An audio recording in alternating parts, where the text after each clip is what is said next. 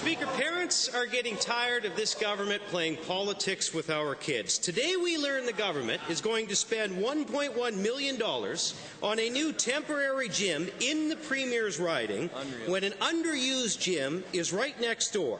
Now that brings the price tag of this temporary school project to more than $5 million, when simply busing these kids to a school 12 minutes away would make much more sense. Taxpayers again, Mr. Speaker, scratching their heads. To the Premier, this decision puts kids, communities and parents against each other, and you know that. Why did your government do this? The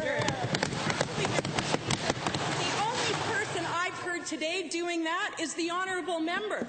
We faced a tragedy on the 20th of June, and individuals across this province were affected. And we made a commitment to work with communities in partnership to identify their needs and to make sure that we were supporting them so that as families and communities we could rebuild and get back to normal as soon as possible. And it shouldn't be a newsflash to this member that building schools and communities is exactly what we need to do.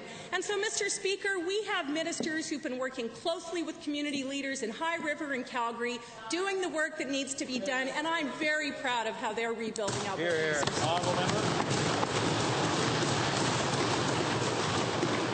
Mr. Speaker, given that we have a desperate need for schools, modulars, modernizations from one end of this great province to the other, we need the Premier to explain to all these people on the list that are waiting for these projects, how can you spend more than $5 million on an unnecessary temporary school gym and school while leaving so many others scrambling for your mercy and spare change?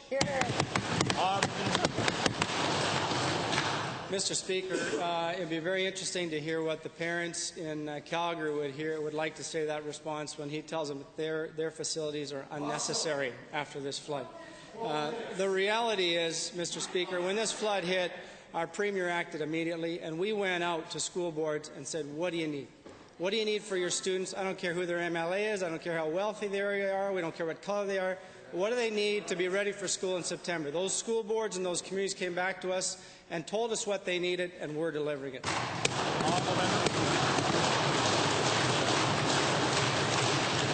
I think we can dispute that, given that students in High River have to take gym classes in banquet halls and in school fields outside of the schools as they wait for portables after broken promises and missed deadlines yet again from this government. Premier, is it right to direct more than $5 million to this project in your own riding when a much better and smarter alternative exists, while flood-affected families in High River are quite literally left out in the cold? It sure looks like you're playing favourites.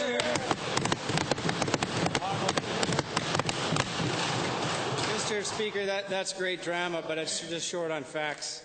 And the one I've got to correct is with respect to High River and his claims with High River. And, you know, I would recommend the member actually talk to some of the school boards. This flood's 4 months old, and they wait till today to bring it up. Let me give you the quote that went from the Christ the Redeemer School Board to the Herald yesterday in response to that claim about gym space. Our PE situation improves dramatically as we have access to the Notre Dame gym, which was phased for early completion and now available. We didn't need a temporary structure as the gym is available and far superior.